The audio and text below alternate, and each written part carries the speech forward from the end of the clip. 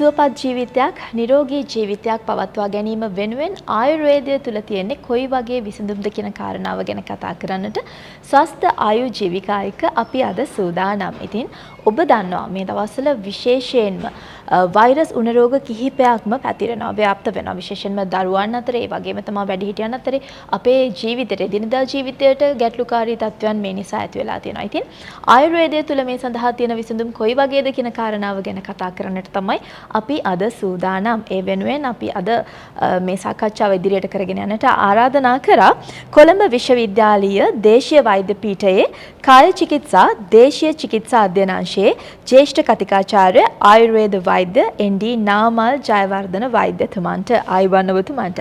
දැන් අපේ නාමල් ජයවර්ධන වෛද්‍යතුමන් ගැන කියනකොට විශේෂයෙන්ම සඳහන් කරන්නට ඕන කාරණාවකුත් තියෙනවා. ඒ තමයි කිරිනැලිය ගෙඩි වන පිළිකා වෛද්‍ය ක්‍රමයේ පාරම්පරික වෙද පරපුරේ ඔන්න වෙද පුරුකක් විදිහටත් ඔබතුමන් අපි හඳුනා ගන්නවා. ඉතින් වෛද්‍යතුමනි, අපි කතා කරොත් මේ වෛරස් උණ රෝග පිළිබඳව ආයුර්වේද වෛද්‍ය ක්‍රමය තුළ සඳහන් වෙනවාද කියන එකත් ගැටලුවක්. සමහර කෙනෙක් මේ ගැන දන්නේ නැහැ. ඒක නිසා අපි මුලින්ම කතා කරමු. ඇත්තටම මේ වෛරස් උණ රෝග ගැන ආයුර්වේදය තුළ කොයි වගේ විග්‍රහයක්ද තියෙන්නේ? මේ ගැන සඳහන් වෙනවාද කියන කාරණාව? හොඳයි නිමේෂා. ආයුර්වේද වෛද්‍ය ක්‍රමය කියනු ඉපැරණි වෛද්‍ය ක්‍රමයක්. වසර 4000ක් 5000කට වඩා එහා ගිය වෛද්‍ය ක්‍රමයක්. ඒ එච්චර ඉපැරණි වෛද්‍ය ක්‍රමයක මේ අද කාලේ හැදෙන වෛරස් රෝග, චිකන්ගුන්යා, ඩෙන්ගු වැනි වෛරස් උණ රෝග සඳහන් වෙනවාද කියලා ඇත්තටම දැනගන්න එක ලොකු දෙයක්. හේතුව ඒ වෛද්‍ය ක්‍රමයෙන් අපි බෙහෙත් ලබා ගන්නවා නම් මෙවැනි රෝග හඳුන්වා දීලා තියෙනවා නම් බෙහෙත් ඇත. ඒක දැන ගැනීම අත්‍යවශ්‍ය කරුණක්. ආයුර්වේදයේ ඇත්තටම ජීවන දර්ශනයක්. මේ ජීවන දර්ශනය තුළ රෝග ගැන සඳහන් වෙනවා. විශේෂයෙන්ම චරක සංහිතාව, සුශ්‍රුත සංහිතාව, අෂ්ටාංග හෘදය වැනි සංහිතා ග්‍රන්ථවල රෝග සඳහන් වෙනවා. ඒ වගේම මාදව නිදානයේ වැනි රෝග ග්‍රන්ථවල රෝග සඳහන් වෙනවා. විශේෂයෙන් මාදව නිදානයේ පළවන රෝගයේ හැටියට දක්වලා තියෙන්නේ ජොර රෝගය. ජොර කියන්නේ උණ රෝගය. එතකොට අනිත් හැම සංහිතා ග්‍රන්ථයකම මේ උණ රෝගය ජොර යනුවෙන් සංස්කෘත වචනයකින් හඳුන්වලා තියෙනවා. ඒ වගේම ඒ ආයුර්වේද ඉතිහාසයේ එතනින් ඔබට ගිය, එතනින් එහාට ගිය වේද සාහිත්‍ය වලත් මේ ජොර රෝගය ගැන සඳහන් වෙනවා, උණ රෝගය ගැන. තක්මා යනුවෙන් සඳහන් වෙන්නේ ජීවන කෘච්ඡ ව්‍යාධියක් හැටියට. ජීවන කෘච්ඡ ව්‍යාධියක් කියනු මෙම රෝගය වැළඳුනාට පසු එදිනෙදා ජීවිතය පවත්වාගෙන යාමට තදපල ලෙස අපහසුතාවයක් ඇති කරන රෝගයක් හැටියට තමයි මේ ජොර රෝගය හඳුන්වලා තියෙන්නේ වේද සාහිත්‍යයේ. ඒකට අවුරුදු 4000කට 5000කට එපිට ඉතිහාසයේ සිට මේ ජොර රෝගය හඳුන්වලා දීලා තියෙනවා. ඒතර ඔබ ඊළඟ ප්‍රශ්නය වුණේ මේ වෛරස් රෝග සඳහන් වෙනවද කියන එක. ජොරය ප්‍රධාන කොටස් කීපයකට දක්වලා තියෙනවා. ජරෝ අෂ්ටදා පෘථක් ගන්ධ සංඝාතංචර වේදතා. එතකොට ආගන්තුජ වශයෙන් ජොරය අටවැදෑරුම් හැටියට දක්වනවා. ආගන්තුජ ජොරය තමයි 8 වෙනි ජොරය. මේ ආගන්තුජ ජොරයේ එකක් තමයි අභිසංගජ ජොරය. අභිසංගජ යනු විෂ කොටස් විෂ ජීවාණු නිසා ඇතිවන්නා වූ ජොරය. ඒ වගේම ජොරේ තව එකක් තියෙනවා විෂමත් ජොරය. මේ විෂමත් ජොරේත් සඳහන් වෙනවා ඒ සංගජ අභිසංගජ තත්වය. ඒ කියන්නේ විෂ ජීවාණු නිසා ඇතිවන ජොර තත්වය. එබැවින් ඒ ඈත ඉතිහාසයේ පවා සඳහන් කරලා තියෙනවා ජොරය හටගන්න ත්‍රිදෝෂ වලින් හටගන්නවා, ඒ වගේම විෂ ජීවාණු වලින් හටගන්නවා කියලා. මේ විෂ ජීවාණු කවරෙක්ද කියලා සලකලා බැලුවහම වෙනම අධිකාරියක් තියෙනවා, ක්‍රිමි අධිකාරිය. මේ ක්‍රිමි අධිකාරියේ ආකාර දෙකකට මේ ජීවාණු ඉන්නවා. ස්ථූල කෘමි, සූක්ෂම කෘමි. සූක්ෂම කෘමි anu ඇසට නොපෙනෙන ජීවි. එතකොට මේ සූක්ෂම කෘමි නිසා, සූක්ෂම ජීවාණු නිසා ජොර තත්ත්ව හට ගන්නවා. එතකොට මේ අවුරුදු 4000කට 5000කට එපිට මේ ජීවාණු ගැන සඳහන් වෙනවා. මේ ජීවාණු වලින් උණ තත්ත්ව ඇති වෙනවා කියලා සඳහන් වෙනවා. මේවා වෛරස්ද, බැක්ටීරියාද එවැනි නමකින් සඳහන් වෙන්නේ නැහැ. නමුත් එවැනි ශුද්ධ ජීවීන් නිසා උණ තත්ත්ව ඇති වෙනවා කියලා සඳහන් වෙනවා. ඒත් අපිට සලකලා බලන්න පුළුවන් ඒ කියන ජීවාණු මේ අද දවසේ කතා කරන වෛරස් හෝ බැක්ටීරියා විය හැක. එබැවින් මෙවැනි චිකන්ගුන්යා සහ අනිකුත් ඩෙන්ගු ආදී වශයෙන් තියෙන රෝග, උණ රෝග ඒ ඈත ඉතිහාසයේත් කතා කරලා තියෙනවා. මම හිතන්නේ මේ කතාවට හොඳ පූර්විකාවක් ලබා දුන්නා උණ රෝගය. එහෙම නැත්නම් ජ්වර රෝගය ගැන කතා කරනකොට කොයි ආකාරයෙන්ද සඳහන් වෙන්නේ, කොයි වගේ ප්‍රතිකාර ක්‍රමද තියෙන්නේ කියලාත් මේවායේ සඳහන් අනිවාර්යයෙන්ම සඳහන් වෙනවානේ. එතකොට අපි කතා කරොත් මේ දවස්වල පැතිරෙන මේ COVID-19 උපප්‍රභේදයක් වුණ ඔමික්‍රෝන් හි තවත් උපප්‍රභේද දෙකක් මේ දවස්වල ව්‍යාප්ත වෙනවා. ඒ වගේම තමයි චිකුන්ගුන්යා රෝගය, ඩෙන්ගු රෝගය මේ මදුරු දෂ්ටයන එක මේ වෙනකොට මම හිතන්නේ බස්නාහිර පළාත තුලත් මම හිතන්නේ දෙසනක් විදිහට ඩෙන්ගු රෝගය ව්‍යාප්ත වෙනවා. මේ හැම දෙයත් එක්කම දැන් වෛද්‍ය ක්‍රම කිහිපයක්ම අපේ රටේ පාවිච්චි වෙනවානේ. ඒ අතරින් ආයුර්වේද වෛද්‍ය ක්‍රමයට අපේ රෝගීන් එනවාද ප්‍රතිකාර ලබා ගන්න. එහෙම නැත්නම් මේ ආයුර්වේද වෛද්‍ය ක්‍රමය තුළ මේ සඳහා වූ ප්‍රත්‍යක්ෂ විසඳුම් තියනවද වෛද්‍යතුමනි? ඇත්තටම ආයුර්වේද වෛද්‍ය ක්‍රමය යනු ආකාර දෙකකින් යුක්ත වෛද්‍ය ක්‍රමයක්. ඒකේ එක ප්‍රධාන එකක් ආතුරස්ස විකාර රජමන. ආතුරස්ස යනු රෝගියා. විකාර යනු රෝග. ආතුරස්ස විකාර රෝගියාගේ රෝග ප්‍රශමනම් නිට්ටාවට අඩු කිරීම. එතකොට ආයුර්වේද දර්ශනය තුළ රෝග සඳහා චිකිත්සාවක් තියෙනවා. ඒතර ජර රෝගය ආයුර්වේදයේ මම ඉස්සෙල්ලා කතා කරපු විදිහට පළවන රෝගය හැටියට දක්වලා තියෙනවා. ඒ පළවන රෝගයටත් චිකිත්සාවක් සඳහන් කරලා තියෙනවා. ඒතර මේ චිකිත්සාව විවිධාකාර චිකිත්සාවක්. ඇත්තටම ආයුර්වේදයේ යනු රෝග ලක්ෂණ සඳහා කරන චිකිත්සාවක්ම නෙමෙයි. ඒ චිකිත්සාව ප්‍රබල චිකිත්සාවක්. එහි මූලාරම්භයම වන්නේ රෝග නිදානය නැති කර ගැනීමට.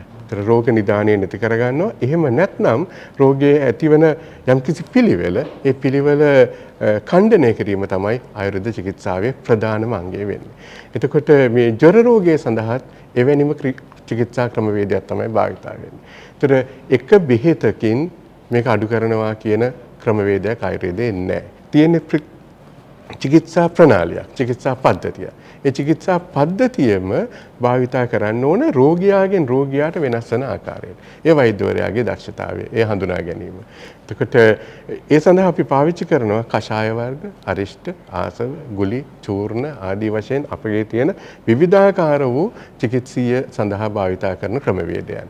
එතකොට වෛද්‍යවරයා තමයි තෝරාගන්නේ, වෛද්‍යවරයා තමයි නිර්දේශය ලබා දෙන්නේ මොන ප්‍රතිකාරයේද මේ රෝගියාට අදාළ වෙන්නේ කියලා. උදාහරණයක් හැටියට සැලකුවොත් ඇත්තටම අපි දැන් ආයුර්වේදය සහ දේශීය සිංහල වෙදකම අපි දෙකම මේ අවස්ථාවේදී භාවිතා වෙනවා. සීතාරාම වටිය නුවර යුගයේ ඖෂධයක්. වටිකා ප්‍රකරණ නැමැති ග්‍රන්ථයේ තියෙන කවියෙන් සඳහන් වෙන සීතාරාම වටිය. අතිශය ප්‍රබල අපි භාවිතා කරන උණ රෝගයට. බොහොමත්ම ප්‍රතිඵලදායී ඔසුවක්. ඒ වගේම විවිධ වූ කෂාය වර්ග, පාචනාමෘතය, අමෘතාෂ්ටකය වැනි විවිධ වූ කෂාය වර්ග අපි භාවිතා කරනවා මෙම ජොර රෝගය සඳහා. ඔබ සමහරට අහලත් ඇති සුදර්ශන කියන ඔසුව. පසුගිය කොවිඩ් වසංගත කාලයේ නිතරම භාවිතා කරපු ඔසුව. වෛද්‍ය ක්‍රම ભેදයකින් තොරව මේ සුදර්ශන ඔසුව ලබා දුන්නා කොවිඩ් කාලේ. ඒ තරමටම ප්‍රත්‍යක්ෂ ඔසුවක් වුණා. සුදර්ශනය යනු චූර්ණයක්. ඒ කියන්නේ පවුඩර් ෆෝම් එකකින් දෙන බෙහෙතක්. නමුත් රෝගියාගේ භාවිතය පහසුව සඳහා මේ සුදර්ශන පෙති වශයෙන් නිර්මාණය කරනු ලැබුවා. ඇත්තටම මේ සුදර්ශන මේකේ ප්‍රධානම ඉන්ග්‍රීඩියන්ට් එකක් බින් කොහොඹ. ඒත් මේ බින් කොහොඹ අතිශය බැක්ටීරියා සහ වෛරස් ආසාදන සඳහා භාවිතා කරනවා. ඒ වගේම මේ සුදර්ශන කියන ඔසුව නව්‍ය සායනික පරීක්ෂණ වලින් සනාථ කරලා තියෙනවා. විශේෂයෙන් වෛරස් ආසාදන සහ බැක්ටීරියා ආසාදන සඳහා භාවිතා කරන බවට. ඇත්තටම මේ වෛරස් සියලුම වෛරස් රෝග, සියලුම වෛරස් උණ රෝග සඳහා ආයුර්වේදයෙන් අපිට නිට්ටාවට ප්‍රතිකාරයක් කර හැකියි. මෙම වෛරස් රෝග ආසාදනයේ අපිට වළක්වා ගන්න අදාළ වෙන තවත් ප්‍රධානම දෙයක් තමයි ආයුර්වේදයේ සඳහන් වෙනවා ජනපද උද්වංශන කියලා අධ්‍යයයක්.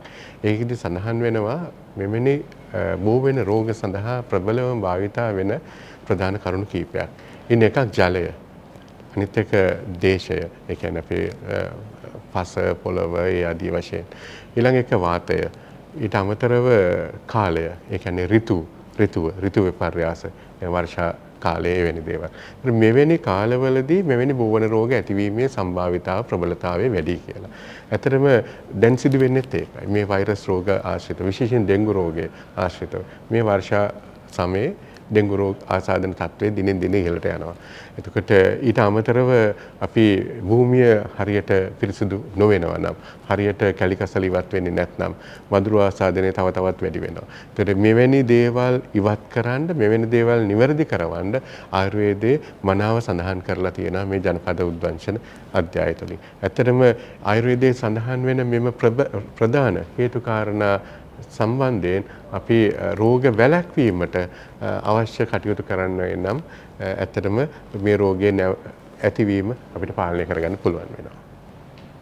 හොඳයි අපි කතා කරොත් ඊළඟට දැන් අපි උණ රෝගයක් ඇතිවීම ගැන කතා කරනවා. හැබැයි ඕනම රෝගයකදී මේ රෝගය ඇතිවීමට පෙර වළක්වා ගැනීම තමයි වැදගත් වෙන්නේ. දැන් ආයුර්වේද වෛද්‍ය ක්‍රමය තුළ අපි කතා කරොත් රෝග වලට තියෙන ඖෂධ සඳහා ඒ ප්‍රතිකාර විතරක් නෙමෙයි. අපි දන්නවා ජීවන රටාව මේ කොහොමද යහපත්ව පවත්වාගෙන යන්නේ. මේ සඳහා අපි කරන්න ඕනේ දේවල් මේ හැමදේම ආයුර්වේද වෛද්‍ය ක්‍රමය තුළ සඳහන් වෙනවා.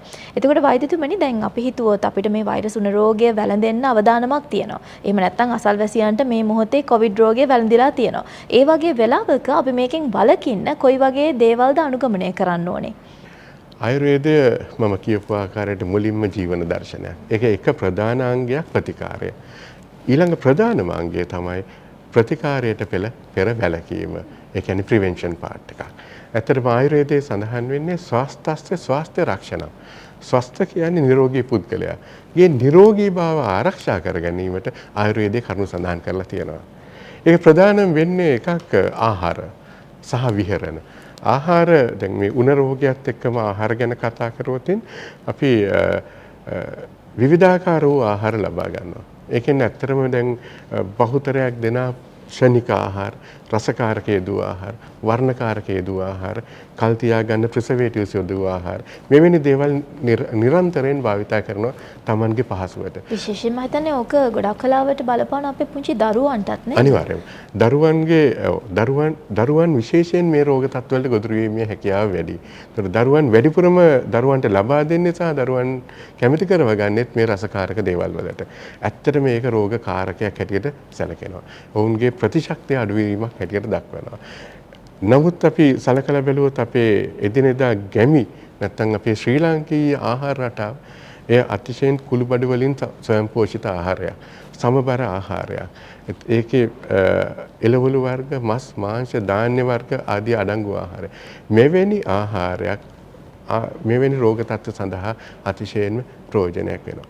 ඒ වගේම උණ රෝගයේ වැළඳුනාට පසු ආහාර ගැන කතා කරොත් එහිදී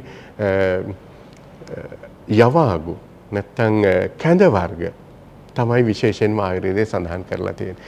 ඒකට හේතුව දිරවීමට පහසු කරවන. වෛද්‍යතුමනි මම පුංචි බාධා කිරීමක් කරනවා. දැන් උණ රෝග හැදුනට පස්සේ ගොඩක් කලාවට ගොඩක් දෙනෙක්ට ආහාර රුචියක් නැති වෙනවා. මේ සඳහා විසඳුම් තියනවාද? ආයුර්වේදයේ ඇත්තටම ආහාර රුචිය ගැන කතා කරලා තියෙනවා. ඒ කතා කරන්නේ ආහාර ජීර්ණය සම්බන්ධයෙන්. එතකොට ආහාර ජීර්ණය සහ ආහාර රුචිය මේ දෙකම එකට සලකන්නේ. රෝගාක් සර්වේපි මන්දයක් හැම රෝගයකටම මුල වෙන්නේ ආහාර දිරවීමේ අපහසුතාවය. ජර රෝගයටත් පටන් ගන්න ආයුර්වේදයට අනුව ආහාර මාර්ග පද්ධතියෙන්. එතකොට අපි වෛද්‍යවරු හැටියට විශේෂයෙන්ම ආහාර මාර්ග පද්ධතියේ ස්වස්ථතාවය, ආහාර දිරවීමේ ස්වස්ථතාවය මනාව සලකනවා. ඒක නිසා අපිට අවශ්‍ය නැහැ උණ අඩු වෙන්න බෙහෙතක් දෙන්න. එහෙම අවශ්‍ය නැහැ. අපිට ඕන කරන්නේ උණ රෝගයේ හැදෙන නිදාන කාරණාව නැත්නම් රෝග කාරකය නවත්තලා බෙහෙතක් දෙන්න.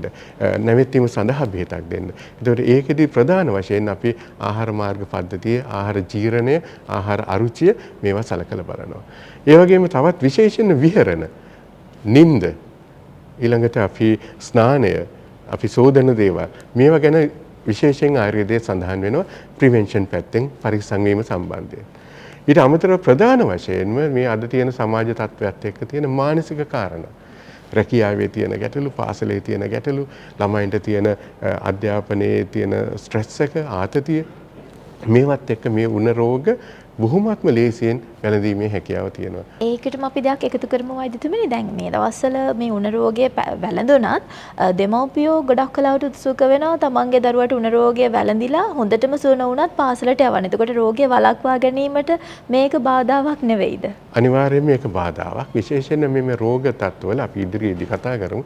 විශේෂයෙන්ම සංකූලතා නැත්නම් කම්ප්ලිකේෂන් පැන නගින්නේ අපි එවැනි ප්‍රිවෙන්ෂන් පාර්ට් එක අතහැරියොත් අපි රෝගය වැළැක්වීමට රෝගය හැදෙන එක නැවත හැදෙන එක නැවැත්වීමට කටයුතු නොකිරීමම සංකූලතා ඇතිවීමට හේතු වෙනවා. වෛද්‍යතුමනි අපි කතා කරොත් අපි කොයිතරම් මේ රෝගය වලින් ආරක්ෂා වෙන්න කටයුතු කරත් සමහර වෙලාවට අපිට මේ රෝගය වැළඳෙන අවස්ථාවල් තියෙනවානේ. වෙන වෙලාවක අපිට රෝග ලක්ෂණ මතුවුනොත් එහෙම නැත්නම් අපිට ඇඟේ යම් අපහසුතා දැනුනොත් කොයි වගේ දේවල්ද අපිට කරන්න පුළුවන්. ඒ වගේම තමයි දැන් ගොඩක් කලාවට අපේ ජනතාව සූදානම් වෙලා ඉන්න දෙයක් තමයි බටහිර ප්‍රතිකාර වලටත් යොමු වෙනවා. එතකොට බටහිර ප්‍රතිකාරයක අපිට පුළුවන් ද ආයුර්වේදයේ ප්‍රතිකාර ක්‍රම කරන්න?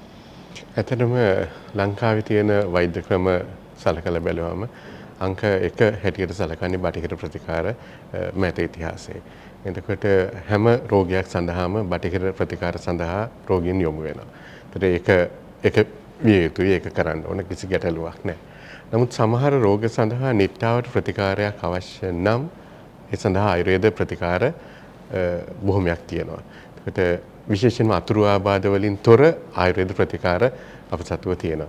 රෝග මූලයට බෙහෙත් කරන ගමන් රෝගයේ යම්කිසි සම්ප්‍රාප්තියක්, ඒ කියන්නේ පැතොලොජි එක, ඒක බිඳවට්ටන, ඒක නැති කරන ප්‍රතිකාර ක්‍රමවේදයක් අපි ආයුර්වේදයේ සඳහන් කරනවා.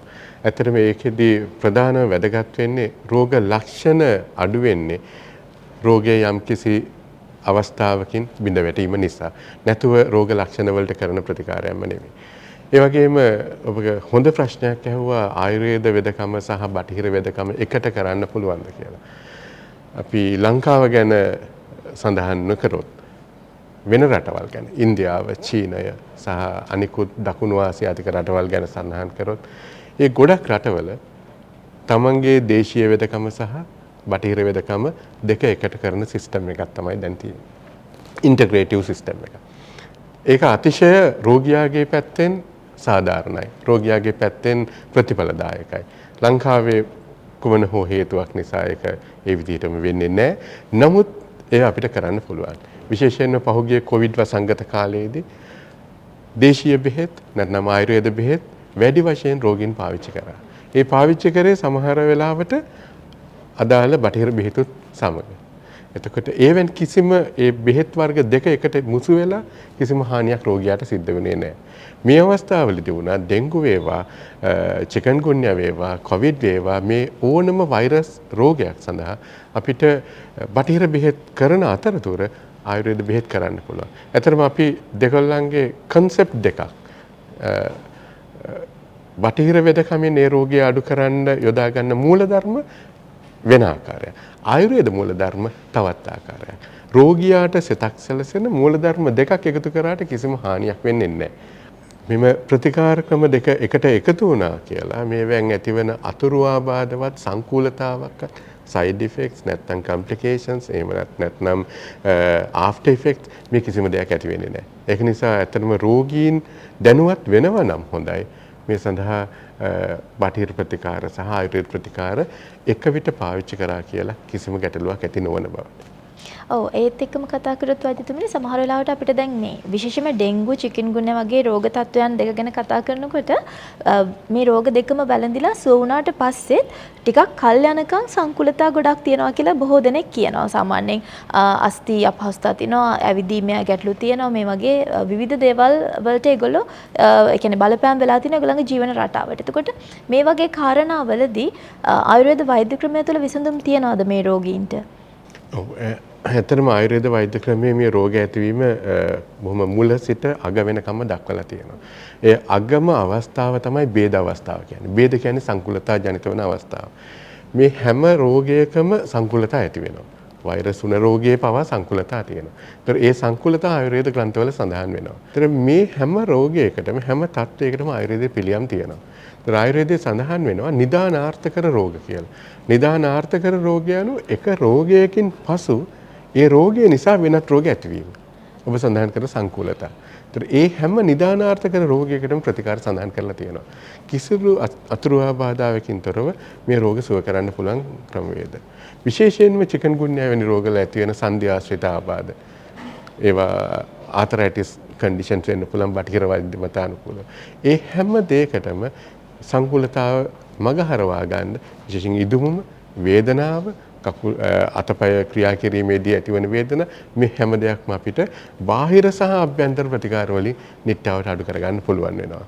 ඔව් අද අපි කතා කරන්නේ වෛරස් උණ රෝගයන් පිළිබඳව. එතකොට දැන් කෙනෙක්ට හිතෙන්න පුළුවන් ඩෙන්ගු, චිකුන්ගුන්යා වගේ රෝග ඇති වෙන්නේ රෝගවාහක මදුරුවන් දෂ්ටනයත් එක්ක. එතකොට දැන් එකපාරක් මේ රෝගය වැළඳිලා නැවත වතාවක් මේ මදුරුවන් අපිට දෂ්ටනය කරොත් අපිට මේ රෝගය නැවත ඇති වෙන්න පුළුවන්. එතකොට අපිට ගැටලුවක් ඇති වෙන්නේ අපේ ශරීරයේ තියෙන ප්‍රතිශක්තිය පිළිබඳව. වෛද්‍යතුමනි ආයුර්වේද ක්‍රමය තුල තියෙනවාද? ආයුර්වේද වෛද්‍ය ක්‍රමය තුල තියෙනවාද මේ අපේ ශරීරය තුල ස්වභාවික ප්‍රතිශක්තිය වර්ධනය කරගන්න අවශ්‍ය කරන විදි ක්‍රම සහ වෙනත් ප්‍රතිකාර වර්ග? ආයුර්වේද වෛද්‍ය ක්‍රමේ රෝගය නොසැදී තියෙන කාලේ, ඒ කියන්නේ රෝගයක් හැදිලා නැති කාලෙත් ශරීරයේ ප්‍රතිශක්තිය වර්ධනය කරගන්න විවිධාකාර වූ ක්‍රම වර්ග භාවිතා කරනවා. යම්කිසි පුද්ගලයෙක් රෝගී වෙලා රෝගයට බෙහෙත් කරලා රෝගය සුවපත් වෙනවා. රෝගය සුවපත් වෙනකොට රෝගියාගේ විශේෂයෙන්ම ශාරීරික සහ මානසික බිඳ වැටීම් තියෙනවා. ශාරීරිකව ඔහු දුර්වල වෙනවා. මේ දුර්වලතාවය නැවත යථා තත්ත්වයට පත් කරගන්නත් ආයුර්වේද ක්‍රමේ ප්‍රතිශක්තිය වැඩි කර ගැනීමේ ක්‍රම උපායන් පාවිච්චි කරනවා. විශේෂයෙන්ම ආයුර්වේද චිකිත්සාව ක්‍රම දෙකකට තියෙනවා. අපතර්පණ සහ සන්තර්පණ. සන්තර්පණය යනු අපි අපේ ඇඟට පෝෂණයක් ලබා දීම. ඒ සන්තර්පණ චිකිත්සාව ආකාර දෙකයි. ඒකෙන් එකක් ප්‍රධාන වශයෙන්ම රසායන. රසායනය යනුම ප්‍රතිශක්තියකරණය වැඩි කිරීම. වෘද්ධෝපි රසායනම්. එහෙම තමයි කියලා තියෙන්නේ. වෘද්ධෝපි රසායන. වයසට යන පුද්ගලයා පවා තරුණභාවයට පත් කරගන්න අවශ්‍ය වෙන ප්‍රතිකාර ක්‍රමවේදයන්. ඒකට අපි මෙවැනි වූ ප්‍රතිකාර ක්‍රමවේදයන් රෝගයක් සුව වුණාට පසු නැවත රෝගියා තමාගේ යථා තත්ත්වයට පත් කර ගැනීම සඳහා භාවිතා කරනවා. රසායන ක්‍රමවේද. විවිධ වූ රසායන වර්ග පාවිච්චි කරනවා. එවැනි රසායන ක්‍රමවේදවල බෙහෙත් වර්ග අඩංගු වෙනවා. සමහර රසායන ක්‍රමවේදවල විශේෂයෙන් ආචාර රසායනය. ආචාර රසායනය යනු අපි අපගේ මානසික සහ ක්‍රියාකාරකම් වල යහපැවැත්ම ඇති කරනවා. එතකොට ඒ මගින් රෝගය නැවත ඇතිවීම වළක්වනවා. විශේෂයෙන්ම බෙහෙත් වර්ග අපි පාවිච්චි කරනවා රසායන ඖෂධ. ඒවා ගොඩක් වෙලාවට පෝෂණ ගුණයෙන් අධිකයි. එතකොට රෝගියා යම් විදිහකින් රෝගියාගේ ශරීරයේ රක්තහීනතාවයක්, රෝගියාගේ ශරීරයේ මාංශවල තියෙන යම්කිසි ගැටලු තත්ත්වයක්, සංධි ආශ්‍රිතව තියෙන ගැටලු තත්ත්වයක්, ඒවා නිරෝගී නොවේ නම් මෙම රසායන බෙහෙත් පාවිච්චි කිරීම තුළින්ම ඒවා නැවත යථා තත්ත්වයට පත් වෙනවා. මේදී ප්‍රධාන වශයෙන්ම අපිට වැදගත් වෙන කාරණා කීපයක් තියෙනවා. එකක් නැවත රෝගය ඇතිවීම වැළැක්වෙනවා. රියොකරන්ස් කියන එක. නැවත ඇතිවීම නවතිනවා. ඊළඟ එක රෝගියාගේ ස්වස්ථතාවය ආරක්ෂා වෙලා තියෙනවා. ඊට අමතරව රෝග නිසා ඇතිවන සංකූලතා තියෙනවා නම්, කම්ප්ලිකේෂන්ස් තියෙනවා නම් ඒවා පවා යම් මට්ටමකට බැහැර කිරීමක්. ඒ කම්ප්ලිකේෂන් වලින් ඇතිවෙන වෙනත් රෝග තත්ත්ව තියෙනවා නම් ඒවා නැති කිරීමත් ආදි වශයෙන් සිදු වෙනවා. හරි. දැන් අපි මේ කතා කරන විවිධ රෝග සම්බන්ධයෙන් ඕනෑතරම් තොරතුරු අපිට බෙදා හදා ගන්න පුළුවන් හොඳ තැනක් තමයි සමාජ මාධ්‍ය ජාලා කියන්නේ. එතකොට අපිට අවශ්‍ය තොරතුරු ඒ වගේම අනවශ්‍ය තොරතුරු සියල්ලක්ම මේ තුල ගැබ් වෙලා තියෙනවා.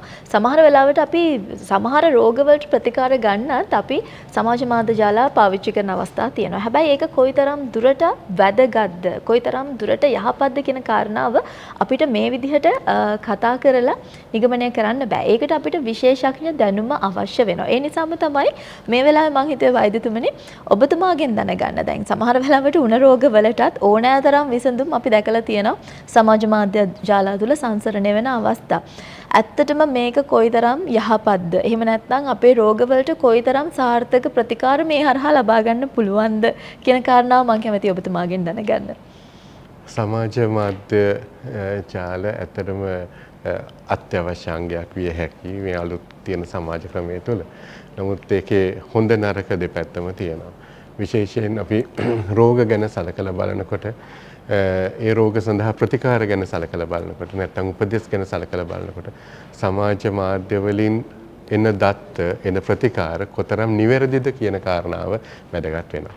විශේෂයෙන්ම මෙවැනි ආයුර්වේද නැත්නම් දේශීය වෙදකමක් එවැනි වෙදකමක් ගැන සමාජ මාධ්‍ය වලින් කොහොමද නිවැරදි පිළිතුරක් අපිට හම්බ වෙන්නේ කියන එක ගැන අපි ඇත්තටම සලකලා බලන්න ඕන. අපි මෙහෙම දෙයක් හිතුවොත් ඇත්තටම ආයුර්වේද බෙහෙතක් නැත්නම් අපේ දේශීය ඖෂධයක් ඒක අපිට කොහොමද හම්බ වෙන්නේ? මේවා හම්බ වෙන්නේ ඇත්තටම ඍෂි භාෂිතය. සමහර පොත් අවුරුදු 4-5000ක් පරණයි. සමහර පුස්කොළ පොත් සමහර අත්වැද පොත් අවුරුදු 100 ගණනක් පරණයි. ඒතර මෙවැනි වට්ටෝරුවක් අපිට හම්බ වෙන්නේ ඇත්තටම ආධ්‍යාත්මිකව දියුණු වෙච්ච පුද්ගලයෙක් ලබා දුන්න වට්ටෝරුවක්. ඒතර එවැනි වට්ටෝරු වලින් හදාගන්න ඖෂධ තමයි දැන් අපි පාවිච්චි කරන්නේ. ඒ එක කාරණාව. දෙවෙනි කාරණාව අපි සයන්ස් හැටියට දියුණු වෙලා තියෙනවා. එතකොට අපි විද්‍යාත්මකව දියුණු වෙලා තියෙනවා. ඒතර මේ විද්‍යාත්මක පර්යේෂණ මත පදනම් කරගෙන අපි ඖෂධ නිෂ්පාදනය කරනවා. විශේෂයෙන් අපේ නිෂ්පාදන ආයතන එවැනි නිෂ්පාදන නිරන්තරයෙන් පරීක්ෂණ මත පදනම් කරගෙන කරනවා. ඒතර ඒ පරීක්ෂණ මත පදනම් කරගත් ඖෂධ වල නිවැරදිතාවය, සාඵල්‍යතාවය, ඒවා අතුරු ආබාධ ඇද්ද නැද්ද යන බව මේවා සායනිකව තහවුරු කරලා තියෙනවා. ඒතර ඇත්තටම දැන් අපි රෝගයකට ප්‍රතිකාර ලබා ගන්නවා නම් එවැනි සායනික දත්ත මත පදනම් වූ ඖෂධ හෝ අවුරුදු 100,000 ගණනක් පරණ ආධ්‍යාත්මය මත පදනම් කරගෙන තියෙන ඖෂධ භාවිතා කරන එක තමයි වඩාත්ම යෝග්‍ය වන්නේ. විශේෂයෙන්ම සමාජ මාධ්‍යවල සැරිසරන සමහර ඖෂධ අපි කතා කරන අපගේ සිද්ධාන්ත වලට සම්පූර්ණයෙන් පටහැනි. එහෙම අපිට ඕන තරම් දේවල් හම්බ වෙලා තියෙන රෝගීන් සමහර විශේෂයෙන් ප්‍රබල රෝගවලට අක්මාගත රෝග, වකුගඩු ආශ්‍රිත රෝග, නැත්නම් හෘදය ආශ්‍රිත රෝග මෙවැනි රෝගවලට විශේෂයෙන්ම වෙන ප්‍රතිකාර ක්‍රම භාවිතා කරනවා. ඇත්තට මේවා අත්බෙහෙත් විය හැක, අත්බෙහෙත් වෙන්න පුළුවන්. නමුත් අත්බෙහෙත් වලින් රෝග සුව කරන්න බෑ. ඒක නිසා ඇත්තටම විශේෂයෙන් මෙවැනි උණ රෝගවලට අපිට ගොඩක් කල නෑ. මේ රෝගේ ශීඝ්‍රයෙන් පැතිරෙනවා. ශීඝ්‍රයෙන් අපේ ශරීරය තුළ වර්ධනය වෙනවා. මෙවැනි දේවල් වලට සමාජ මාධ්‍ය වල භාවිතා වන ඖෂධ භාවිතයම හානි කර හැක. ඉතින් ඇත්තටම ඒකේ අපේ පැත්තෙන් ආයුර්වේද වෛද්‍යවරුන් හැටියට අපිට ප්‍රබල හානියක් වෙනවා. විශේෂයෙන්ම දැනට මිත්‍යාවක් පැතිර යනවා. ආයුර්වේද බෙහෙත් හෝ සිංහල බෙහෙත් භාවිතා කරාම වකුගඩු සහ අනිකුත් අක්මාගත රෝග ඇති වෙනවා, අක්මාව දුර්වල වෙනවා, විනාශ වෙනවා, වකුගඩුව දිය වෙනවා. ඔවැනි මිත්‍යා මත ප්‍රචාරය වෙන කාලයක් මේක. ඇත්තටම එවැනි කාලයක මෙවැනි වැරදි ඖෂධ භාවිතා කළොතින් සමාජ මාධ්‍ය හරහා එළියට එන අපේ ශාස්ත්‍රයට බරපතල හානියක්. රෝගීන්ගෙන් අපිට ඉල්ලන්න තියෙන්නේ මෙවැනි රෝග තත්ත්වයක් වැළඳිලා තියෙනවා නම් ඒට ප්‍රතිකාර පද්ධතියක් අවශ්‍යයි. ඒ ප්‍රතිකාර පද්ධතිය ලබා ගත යුත්තේ දක්ෂ පළපුරුදු ආයුර්වේද වෛද්‍යවරයෙක්ගෙන්.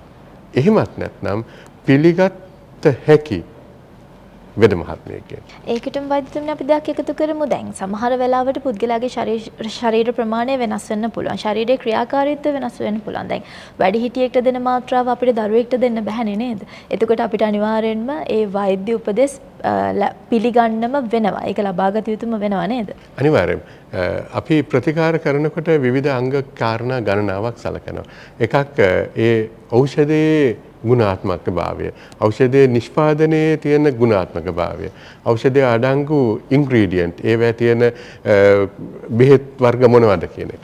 එවැනි ප්‍රමිතියක් නැති, මාත්‍රාවක් නැති, ඉන්ග්‍රීඩියන්ට් ගැන කිසිදු විශ්වාසයක් නැති සමාජ මාධ්‍යවල පළවෙන එවැනි ඖෂධ හෝ ඖෂධයයි කියා ගන්නා දේවල් ගැන ආයුර්වේද වෛද්‍යවරුන් හැටියට අපිට නියමිත ප්‍රමිතියක් ලබා දෙන්න කොහෙත්ම හැකියාවක් නැහැ.